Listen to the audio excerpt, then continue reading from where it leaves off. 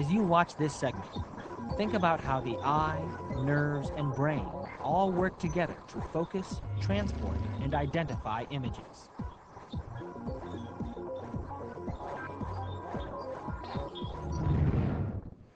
Karen Christensen lives what should be an ideal life in the wooded valleys of British Columbia. But Karen suffers from an eye disease, retinitis pigmentosa, that is slowly robbing her of her sight. As its name suggests, this disease affects the retina, the part of the eye that contains cells that turn light into impulses that are sent to the brain. Where most people have about 170 degrees of vision around their head, I have about 3. Karen found out about her disease at a very young age. My family started noticing I was having difficulties picking up all my toys, so they took me into the family ophthalmologist, and he detected it right away. Although doctors prescribed glasses for her condition, they realized that they were fighting a losing battle to save Karen's sight. Over time, everyone who suffers from retinitis pigmentosa will become blind. The images that Karen sees look as though they are at the bottom of a long, narrow tunnel. The images are so blurry that they can hardly be identified.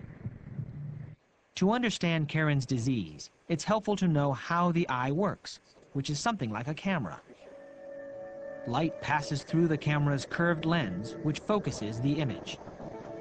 The image forms behind the lens and is recorded on the film or the digital sensor. In a similar way, light passes through the lens of a human eye. It first passes through the cornea. This transparent membrane protects the eye from dust. It also bends the light passing through the eye slightly so that the resulting image will be focused.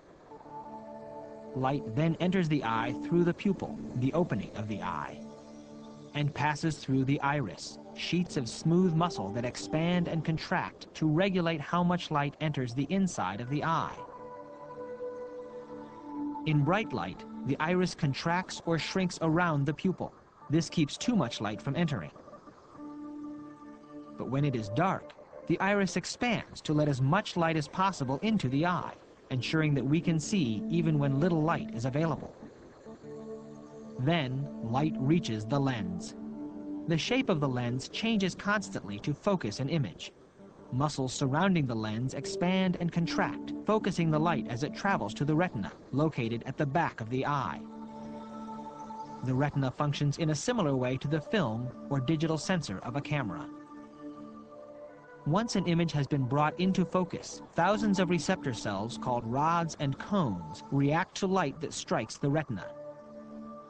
Rod cells let us see black, white, and shades of gray, while cone cells let us distinguish among more than 200 different colors. Each cell triggers a nerve impulse. Nerves that lie on the retina create an electrical signal. This signal is carried to the brain through a connection called the optic nerve. It is only in the brain that these electrical signals are interpreted as objects.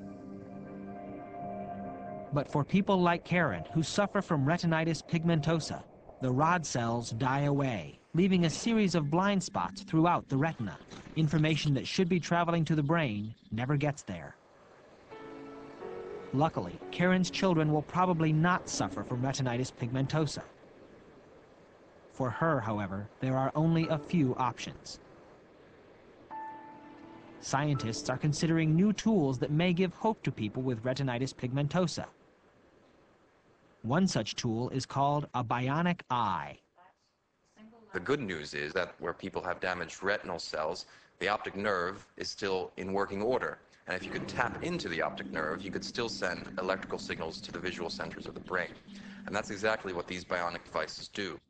Scientists are exploring two methods of creating a bionic eye. In the first, a tiny video camera set in a pair of glasses transmits an image directly to a chip implanted on the retina. This chip will then deliver an electrical signal of an object directly to the optic nerve and from there to the brain. Another method bypasses the use of video equipment altogether. Scientists hope that the use of a silicone chip containing 5,000 light-sensitive cells will transmit images that damaged rod cells cannot once it is inserted under a flap of tissue just beneath the retina. These new techniques offer some hope for the future to people who are visually impaired. How does the iris control the amount of light that enters the eye?